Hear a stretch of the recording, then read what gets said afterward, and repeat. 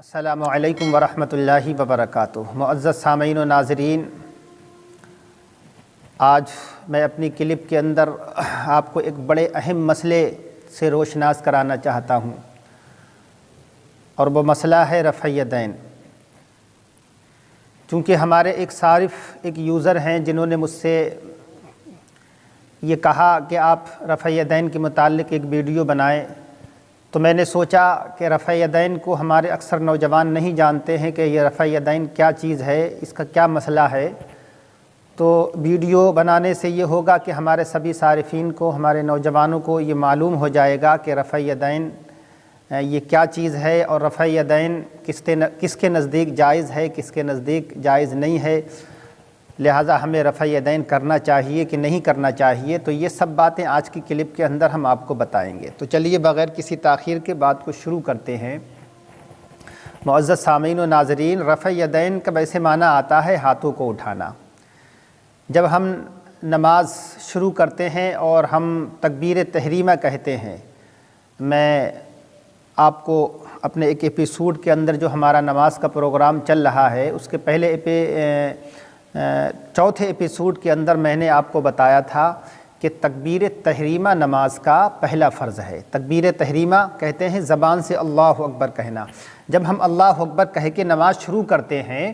تو اس کو تکبیر تحریمہ کہا جاتا ہے، اور وہ فرض ہے۔ لیکن جو ہم ہاتھوں کو اٹھاتے ہیں کانوں تک، یہ رفع یدین ہے، ہاتھوں کو اٹھانا رفع یدین ہے۔ اور یہ ہاتھوں کا اٹھانا جو ہے وہ سنت ہے۔ تکبیر تحریمہ زبان سے کہنا یہ تو فرض ہے، لیکن ہاتھوں کا اٹھانا کانوں کی لو تک یہ سنت ہے۔ لیکن جو لوگ رفع یدین کی بات کرتے ہیں یا رفع یدین کرتے ہیں، وہ یہ تکبیر تحریمہ کے موقع پر جو ہم ہاتھوں کو اٹھاتے ہیں، پہلی تکبیر کے وقت جو ہم رفع یدین کرتے ہیں، وہ اس کے متعلق جو ہے رفع یدین اس کو نہیں کہتے ہیں، بلکہ ان کے نزدیک رفع یدین یہ ہے کہ وہ لوگ مثلاً جب رکوع میں جاتے ہیں اور رکوع سے اٹھنے کے بعد میں جو ہے وہ جو سجدے میں جانا چاہتے ہیں، تو اس وقت پھر وہ اپنے ہاتھوں کو اٹھاتے ہیں، تکبیر کہتے ہیں اللہ اکبر۔ مثلاً ان کی رکعت پوری ہوئی اور رکعت پوری ہونے کے بعد میں رکوع میں گئے، تو رکوع سے جب وہ لوگ اٹھتے ہیں تو اٹھنے کے بعد میں پھر اللہ اکبر تکبیر کہتے ہیں، تکبیر کہنے کے بعد میں پھر وہ سجدے کے اندر جاتے ہیں۔ تو اسی طریقے سے وہ کچھ تکبیرات جو ہے ہر رکعت کے اندر زائد کہتے ہیں، جس کو وہ رفع یدین بولتے ہیں۔ وہ کہتے ہیں کہ یہ نبی سے ثابت ہے، حضور نے جو ہے رفع یدین کیا تھا، اور بہت سارے صحابہ کرام رفع یدین کیا کرتے تھے نماز کے اندر، کہ وہ اپنے جو ہے کانوں تک ہاتھوں کو اٹھاتے تھے، تکبیر کہتے تھے اللہ اکبر رکوع سے اٹھنے کے بعد میں۔ اس طریقے سے جو ہے وہ چاروں رکعتوں کے اندر یا دونوں رکعتوں کے اندر جو ہے وہ تکبیرات کہتے تھے، اس کو رفع یدین یہ لوگ بولتے ہیں بعض لوگ، اور اس کو رفع یدین جو ہے وہ ایک طریقے سے کہا گیا ہے۔ حالانکہ رفع یدین وہ بھی ہے جو ہم پہلی تکبیر کے موقع پر ہاتھوں کو اٹھاتے ہیں۔ تکبیر تحریمہ جب ہم کہتے ہیں اللہ اکبر، پہلی تکبیر کہتے ہیں، تو اس وقت جو ہاتھ اٹھاتے ہیں اس کو بھی رفع یدین کہا جائے گا۔ لیکن جو لوگ کہتے ہیں کہ رفع یدین کرنا چاہیے، اور جو رفع یدین کا مسئلہ ہے وہ یہی ہے کہ وہ تکبیرات زائد کہتے ہیں نماز کے اندر، کہ رکوع سے اٹھنے کے بعد بھی وہ ہر رکعت کے اندر تکبیر کہتے ہیں، اور اسی کو رفع یدین کہا جاتا ہے۔ اب یہ رفع یدین جیسے کہ وہ کہتے ہیں کہ حضور سے ثابت ہے، حضور رفع یدین کیا کرتے تھے، بہت سارے صحابہ کرام بھی کیا کرتے تھے۔ اسی طریقے سے امام شافعی کے نزدیک بھی رفع یدین کرنا جو ہے وہ جائز ہے۔ شافعی لوگ بھی جو ہے چونکہ ان کے مذہب ان کے مسلک میں ہے، امام شافعی کے نزدیک ہے کہ رفع یدین کو کیا جائے، لیکن امام اعظم ابو حنیفہ رضی اللہ تعالیٰ عنہ اس کو ناجائز کہتے ہیں کہ رفع یدین کرنا اب جائز نہیں ہے، چونکہ سرکار نے یہ ابتدائی اسلام کے اندر کیا تھا،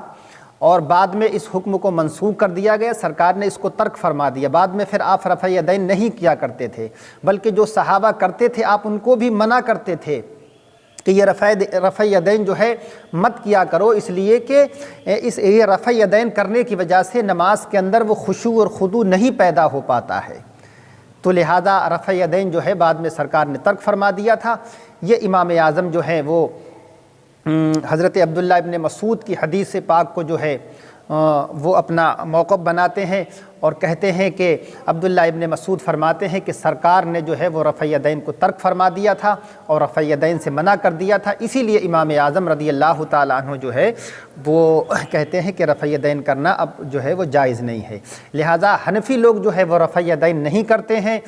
چونکہ امام اعظم کے نزدیک جائز نہیں ہے، اور شافعی لوگ رفع یدین کرتے ہیں، یا اور بھی جو لوگ رفع یدین کرتے ہیں تو وہ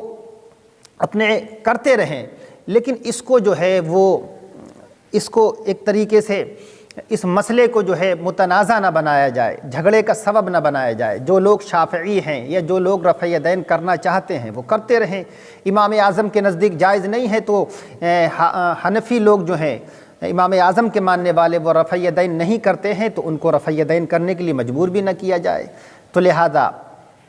جو لوگ رفع یدین کرتے ہیں جن کے نزدیک جائز ہے تو وہ رفع یدین کریں، اور جن کے نزدیک جائز نہیں ہے جو امام اعظم کے ماننے والے ہیں تو وہ نہ کریں، ان کے نزدیک جائز نہیں ہے۔ تو لہٰذا اس کو زیادہ بڑا ایشو بنانے کی ضرورت نہیں ہے، متنازع اس مسئلے کو بنانے کی ضرورت نہیں ہے، بلکہ اپنے اپنے حساب سے جو ہے، جیسا کہ آپ شافعی کے ماننے والے ہیں اور آپ حنبلی ہیں یا آپ مالکی ہیں اور آپ حنفی ہیں، اپنے اپنے مسلک اور اپنے اپنے جو ہے اماموں کے طریقے پر جو ہے آپ لوگ چلیں، اور اسی میں جو ہے وہ کامیابی بھی ہے۔ تو لہٰذا یہ رفع یدین کا مسئلہ تھا۔ تو آپ نے اچھی طریقے سے، مجھے امید ہے آپ نے بھی، ہمارے جو یوزر ہیں جنہوں نے مجھ سے کہا تھا اور ہمارے جو سبھی صارفین ہیں انہوں نے، مجھے امید ہے اچھی طریقے سے رفع یدین کو سمجھ لیا ہوگا کہ رفع یدین کا مسئلہ کیا ہے اور رفع یدین کہتے کس کو ہیں۔ اللہ تبارک و تعالی ہمیں ان تمام اس طرح کے مسائل سے